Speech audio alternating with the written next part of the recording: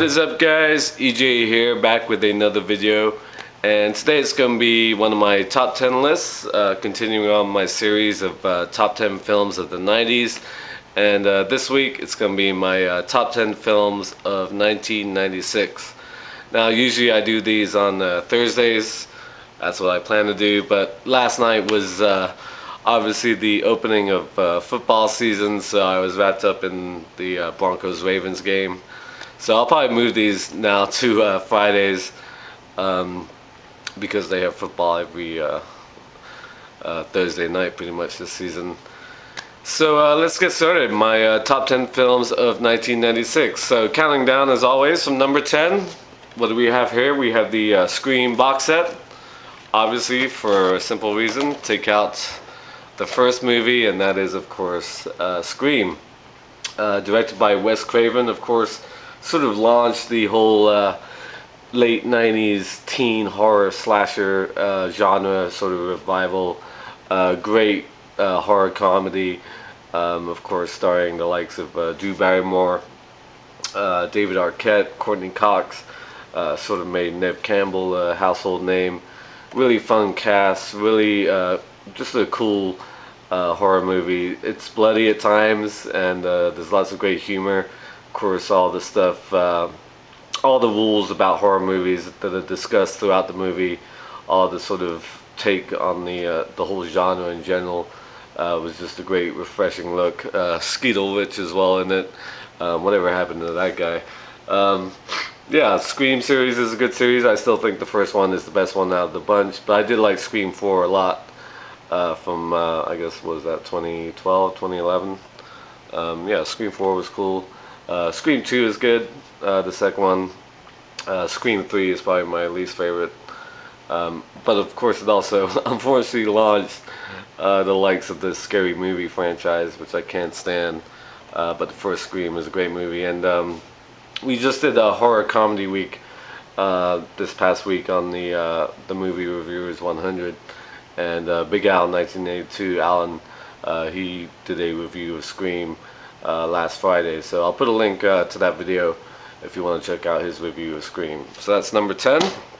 Okay, number 9, we have Jerry Maguire, written and directed, of course, by Cameron Crowe, great writer-director. Really wonderful film starring Tom Cruise, Renee Zellweger, Cuba Gooding Jr. About a football agent, sports agent, played by Tom Cruise, who basically loses his job, loses his girlfriend, sort of down and out, and his last client holding on for dear life is a wide receiver for the Arizona Cardinals, played by Cuba Gooding Jr. And then of course he meets up with Renee Zellweger, a single mom. Great blend of sports and romance. So many memorable lines. I mean, a lot of films in this this top 10 list sort of had great quotable lines, of course. Show me the money and you complete me, from this film in particular. Jerry Maguire, really good film. One of Cruise's best performances in my opinion. And of course Cuba Gooding Jr. Won Best Supporting Actor for his portrayal. Yeah, cool movie. I really enjoy Jerry Maguire. Okay, number 8. My mom will be pleased to see this on this list. And that's The English Patient. Of course, directed by the late, great Anthony Minghella. Wonderful film set during World War II about a British, I believe he was a spy, crashes in the African desert and then is cared for by allies. Ray Fiennes plays the patient, of course. Juliette Binoche won Best Supporting Actress. She plays the nun nurse that cares for him, and then of course he goes into this very sort of romantic story about his affair with Kristen Scott Thomas. Willem Dafoe is in it as well. Really good cast, beautiful looking movie. Of course won Best Picture and Best Director that year. But now whenever I think about The English Patient, I can't help but think about, of course, the great Seinfeld episode where Elaine just hates the fucking movie. The English Patient. That movie sucked. Give me something I can use. Sex in the Tub. That just doesn't work. Yeah, really funny just thinking about Seinfeld and Elaine's reaction in particular to this film. But The English Patient, number 8. Okay, number 7. A film that doesn't really get talked about, in my opinion. It's a great drama from the 90s with a brilliant cast, and that's Sleepers, written and directed by Barry Levinson.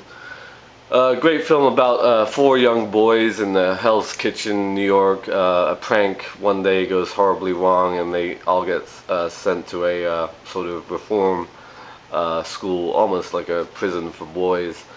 And they get treated really badly by the guards.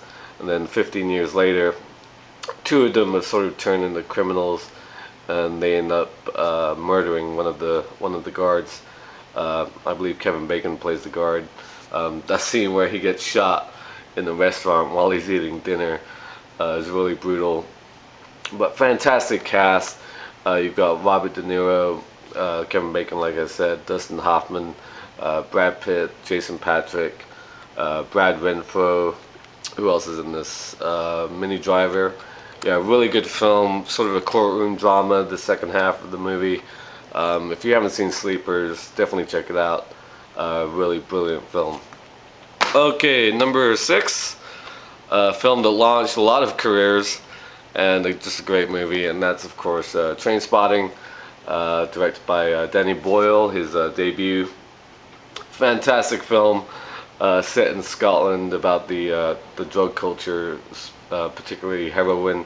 Probably the best heroin movie there is, at least of recent years. This and The Basketball Diaries, probably two of the best. But this is just a fantastic, high octane, energetic film. So many fantastic characters and so many great moments. Of course, sort of made Ewan McGregor a star. Robert Carlyle, Johnny Lee Miller's in it. Kelly MacDonald. This was her first film. There she is on the front. Yeah, just a fantastic film. Absolutely love Trainspotting, and also sort of launched those late '90s where British comedies really were like all the rage, in my opinion. At least that's what I thought. Maybe Four Weddings and a Funeral had something to do with it as well before this, but this was more edgier than that film. But yeah, Trainspotting, fantastic movie. Still probably my favorite Danny Boyle film. Okay, number 5. Don't hate, I just love this movie, and I don't make any apologies for it, to be honest. And that's, of course, Independence Day, or ID4. Of course, directed by Roland Emmerich, famous for his big budget epics like this. Of course, the ultimate alien invasion movie. Great cast, Jeff Goldblum, Will Smith, of course, and Bill Pullman, who I think is actually pretty, honestly, I think he's pretty bad as the president in this film. But aside from that, really fun cast. You got Randy Quaid as the sort of crazy hick who saw aliens when he was younger, and etc. And but the special effects in this film are just stunning. They still hold up today, in my opinion. Just a great looking movie. I just love alien invasion movies in general, and this is the ultimate. When this first came out, I saw it at the drive-in theater here on Capitol. It's the only movie I've seen at the drive-in, actually, at a drive-in. I remember we went to see it when I was going just out of high school, in '96 when it came out. And me and a bunch of friends went to see Independence Day. It was actually a double feature of this and Broken Arrow, the action movie with John Travolta and Christian Slater, Samantha Mathis. We only watched half of Broken Arrow, unfortunately.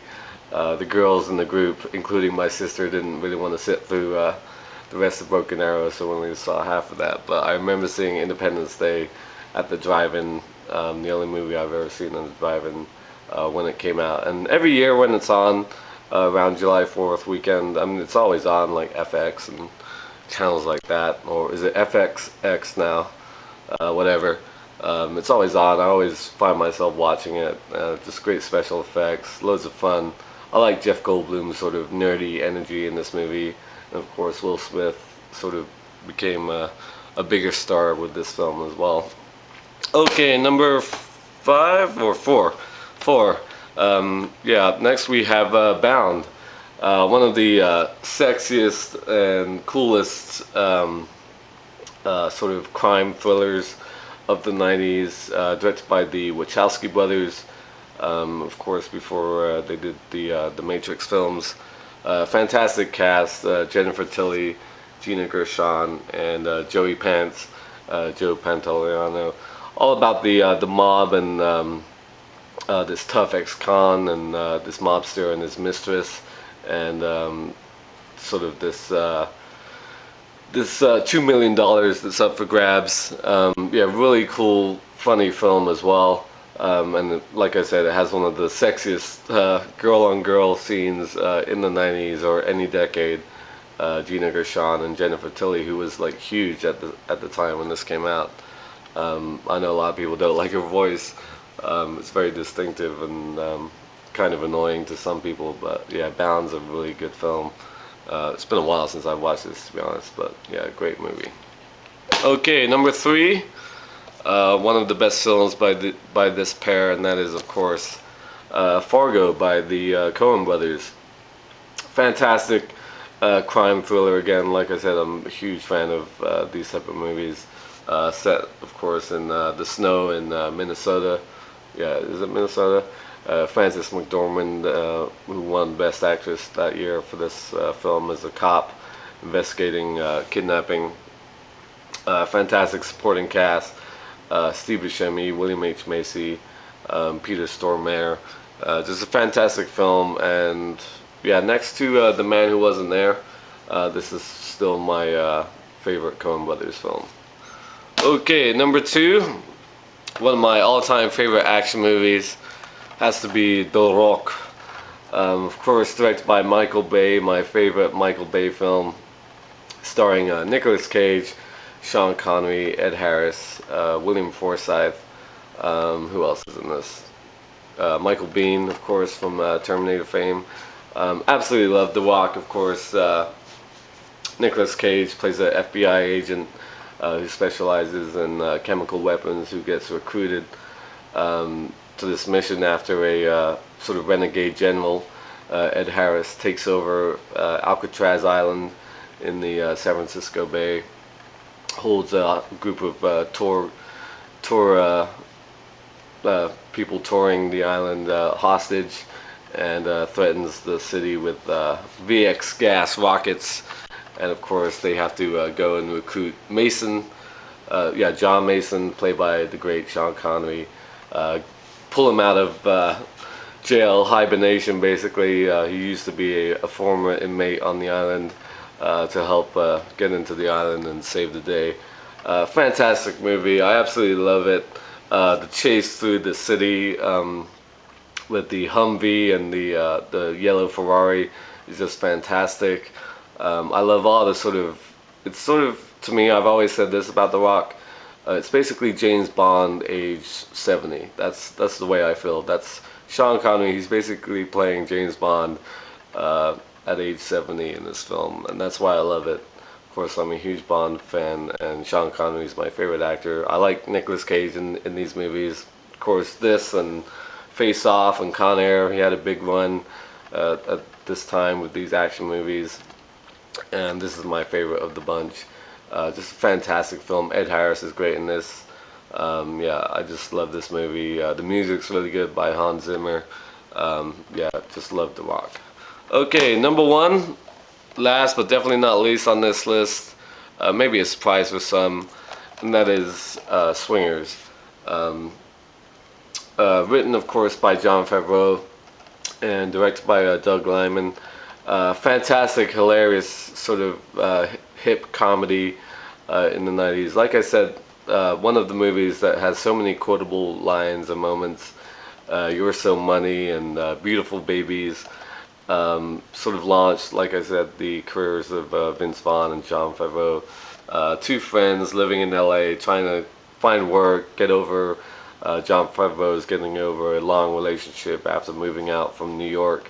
They hit the clubs, these sort of great swing clubs. I'm a huge fan of swing music in general. Ska and swing music was big at this time, sort of a little bit after this movie came out. but I love that type of music. Um, and just everything about this movie. The hockey scene when they're playing hockey, and he makes Wayne Gretzky's head bleed. Um, I used to have that exact hockey game on my old, what the hell was it? I don't even remember. But those scenes just crack me up when they're playing golf. He and Ron Livingston, and they take like 9 shots on this little muni golf course in LA, and he says, "You better put the pin back in. The natives are getting restless." And there's a Chichi Rodriguez joke in there.